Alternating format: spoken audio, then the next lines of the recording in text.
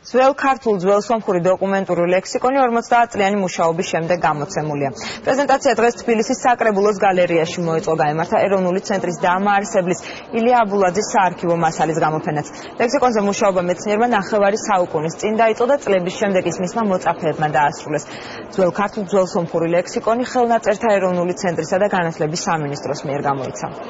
არის ისეთი განმარტებები, რომელიც არის უნიკალური და თავისთავად ეს წიგნი უკვე წარმოადგენს ძალიან მნიშვნელოვან საკვლევ და სამეცნიერო დოკუმენტაციას. ძალიან კარგია და მიხარია, რომ ჩვენ შევძელით, რომ ამ ძალიან მნიშვნელოვან საქმეში ჩვენი წვლილი შეგვეტანოს. ეს არის ძველი ქართული ენის ყველაზე უფრო სრული და საუკეთესო ლექსიკონი, რაც კი დღემდე გაკეთებულა და გამოცემულა.